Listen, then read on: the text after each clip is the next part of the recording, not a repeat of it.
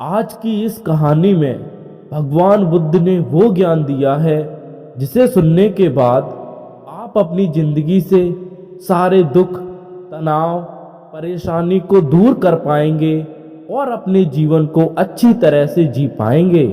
हो सकता है आज की यह कहानी आपका पूरा जीवन ही बदल कर रख दे। तो आइए इस कहानी को शुरू करते हैं। बुद्ध के संग सबके लिए हमेशा खुले रहते। सब उनके शिष्य बनना चाहते थे। कुछ लोगों को बुद्ध सीधे अपने संग में शामिल कर लेते तो कुछ की परीक्षा लेते, उसके बाद अपने संग में शामिल करते। इसी प्रकार एक व्यक्ति बुद्ध के पास आया और कहा, मुझे अपना शिष्य बनाएं। बुद्ध ने उस व्यक्ति से कहा, तुम्हें मेरा शिष्य बनने के लिए एक दिन और एक रात पूरा शमशान में बिताना होगा और तुम वहां जो भी सीखोगे मुझे आकर बताना होगा। उसके बाद ही तुम संग में शामिल हो पाओगे।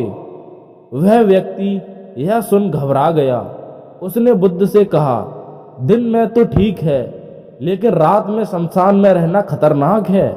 बुद्ध ने कहा, कैसा खतरा? व्यक्ति ने कहा, वहां भूत प्रेत होंगे, वो मुझे पकड़ लेंगे।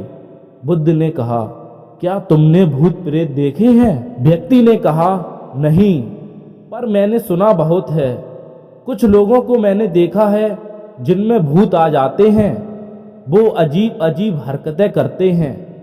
तब बुद्ध ने कहा, तो तुम्हारे पास यह सुनहरा अवसर है यह जानने का कि भूत प्रेत होते हैं या नहीं।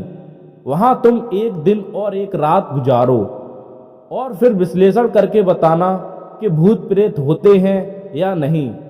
अगर तुम्हें वह मिल जाए तो तुम उनका विश्लेषण करना कि वह कैसे होते हैं, और अगर वह नहीं मिलते तो तुम यह भी जान पाओगे कि भूत प्रेत नहीं होते। तुम घबराना मत, वहां जो भी घटना होगी तुम मुझे उसे आकर बताना। व्यक्ति ने कहा, ठीक है बुद्ध, अगर आप चाहते हैं तो मैं एक दिन और एक रात शमशान में गुजार लूंगा। बुद्ध ने कहा, ठीक है, अभी तुम आश्रम में आराम करो और कल सुबह ही शमशान के लिए निकल जाना।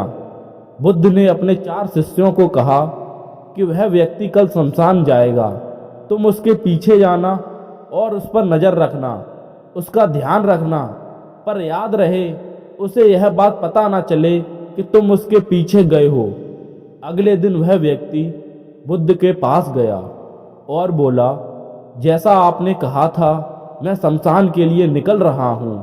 बुद्ध ने उस व्यक्ति से कहा, ठीक है, अब तुम जा सकते हो। वह व्यक्ति शमशान चला गया और अगले दिन बुद्ध के पास आया।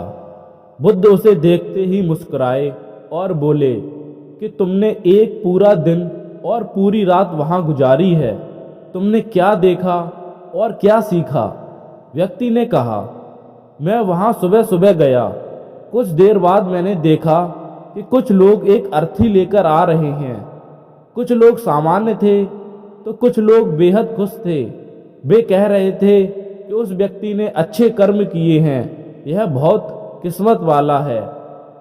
उस बुजुर्ग के बेटे ने अपने पिता की चिता को अग्नि दी और वो कुछ देर वहां खड़ा रहा।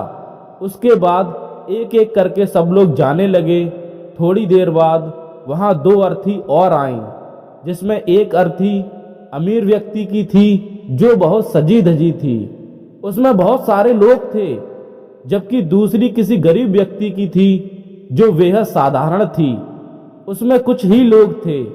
अमीर व्यक्ति की चिता चंदन की लकड़ी से जलाई गई, जबकि गरीब व्यक्ति की चिता साधारण लकड़ी से जलाई गई। पहले अमीर व्यक्ति की चिता को जलाया गया क्योंकि वह अमीर था, जबकि बाद में गरीब व्यक्ति की चिता को जलाया गया। थोड़ी देर बाद दोनों की चिता जलकर राख हो गई। उसके बाद सभी लोग वहां से चले गए, लेकिन मैं वहीं खड़ा रहा और देखता रहा। बुद्ध ने कहा, तुमने उनकी चिता को देखकर क्या समझा? व्यक्ति ने कहा, बुद्ध, दोनों की चिता समान थी। दोनों के शरीर उस चिता में जल भी समान रहे थे। उसके बाद दोनों उसमें जल गए। अंतिम में जो बचा वह भी एक जैसा ही था, उसमें कुछ अलग नहीं था। बुद्ध उसके बाद वहां एक स्त्री की अर्थी आई। उस स्त्री का पति बहुत दुखी था और वहां आए सभी लोग भी काफी दुखी थे। वे सभी उसके पति को सांत्वना दे रहे थे। उसमें से मैंने देखा कि कुछ लोग बहुत ज्ञानी थे जो ज्ञान की बातें कर रहे थे। वह सब महाज्ञानी कह रहे थे कि यहाँ तो एक दिन सबको आना है। जीवन हमें ज्ञानता और परोपकार से जीना चाहिए, किसी को भी कष्ट नहीं देना चाहिए। धन के पीछे हमेशा भागकर कुछ नहीं होता। अंतिम में हम सबको एक दिन शमशान में ही जाना होता है। उसके बाद वहां कोई नहीं आया और मैं पूरी रात वहीं पर रहा। अगली सुबह आपके पास आ गया। बुद्ध ने पूछा, तुम्हें वहां कोई भूत प्रेत दिखाई नहीं दिया? व्यक्ति ने कहा, नहीं, मुझे वहां कोई भूत प्रेत नहीं दिखा। पूरी रात मैं अपने आप से डरता रहा, पत्तों की सरसराहट से डरता रहा, जानवरों की आवाज से डरता रहा, लेकिन पूरी रात मुझे कोई भी भूत प्रेत नजर नहीं आए। बुद्ध ने उस व्यक्ति से कहा, ठीक है, अब तुम जाओ और आश्रम में आराम करो। कल फिर एक दिन और पूरी रात तुम्हें शमशान में बिताना होगा। वह व्यक्ति यह सुनकर बोला, आप कैसी बातें कर रहे हैं? आपके कहने पर आज मैं पूरा दिन और पूरी रात वहां रुका। वह समय मैंने कैसे काटा है मैं ही जानता हूं। अब मैं दोबारा वहां नहीं जाऊंगा। बुद्ध ने कहा, देखो, जो खास चीज तुम्हें वहां जाकर मिलनी है वह तुम्हें अभी तक नहीं मिली है। तुम एक दिन और रात वहां और रुको, तुम्हें अवश्य ही वह मिल जाएगी।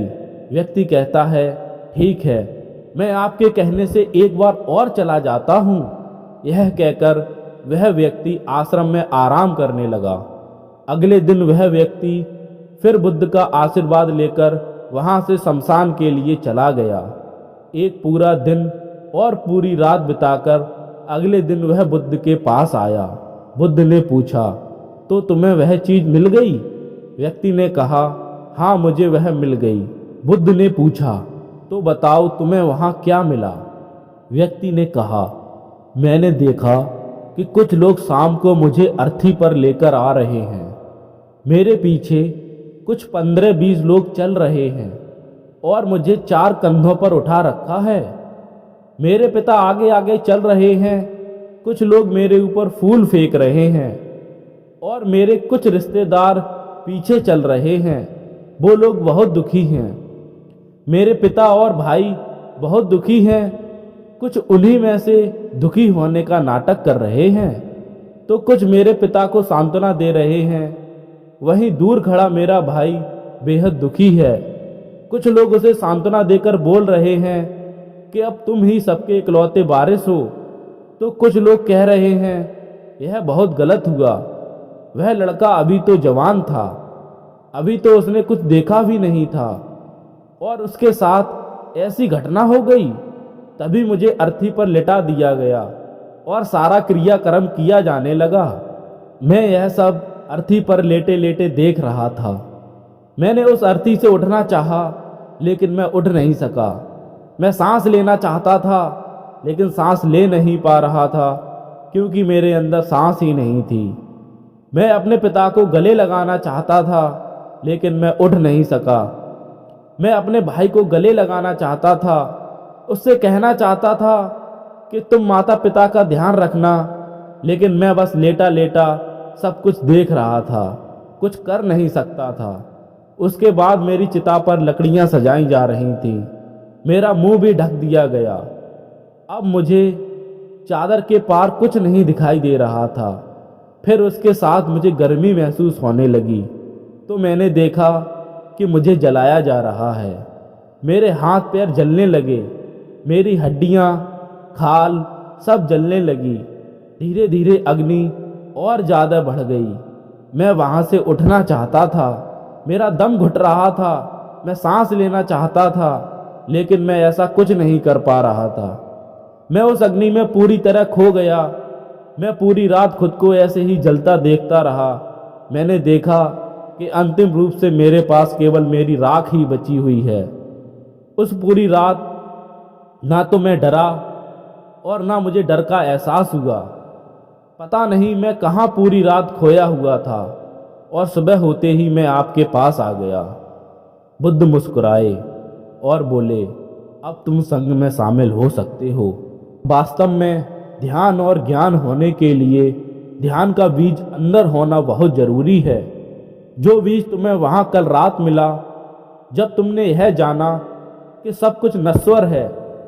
इस दुनिया में सभी व्यक्ति शमशान में जाने के बाद यह तो देख लेते हैं कि सभी को वहाँ जाना है, लेकिन जैसे ही वहाँ से बाहर निकलते हैं वह यह सब भूल जाते हैं और फिर अपनी ज़िंदगी वैसे ही जीने लगते हैं, वैसे ही कर्म करते हैं, वैसे ही अधर्म करते हैं, वैसे ही लालच करते हैं, वैसे ही क्रूरता दिखाते हैं और जैसे ही शमशान में जाते हैं सब धार्मिक हो जाते हैं। पहली बार जब तुम शमशान गए तो तुम भी उन्हीं ज्ञानी व्यक्तियों की तरह थे, जैसे कि वहाँ सभी महाज्ञानी व्यक्ति आते हैं। और जैसे ही तुम वहाँ दोबारा गए और आज वापस आए हो तो तुम्हारे अंदर उस ज्ञान का उदय हुआ है जो पहले कभी नहीं था। हम तब तक जीवन को नहीं समझ सकते जब तक हम मृत्यु को नहीं जानते। जो व्यक्ति बीमार है वही स्वास्थ्य के महत्व को समझ सकता है। जो ध्यान का बीज तुमने कल रात पाया, अब तुम उससे लक्ष्य बनाना। ऐसा विशाल लक्ष्य तुम्हारे अंदर उत्पन्न होगा जो सभी को ध्यान की छांव से परिपूर्ण करेगा। दोस्तों, यह थी बुद्ध की कहानी। इस कहानी से जो भी आपने सीखा हो उसे कमेंट बॉक्स में ज़रूर लिखें और इस कहानी को उन लोगों के साथ शेयर करें जो अपने जीवन में तनावग्रस्त रहते हैं, परेशान रहते हैं। मिलते हैं नेक्स्ट वीडियो में, तब तक के लिए थैंक यू।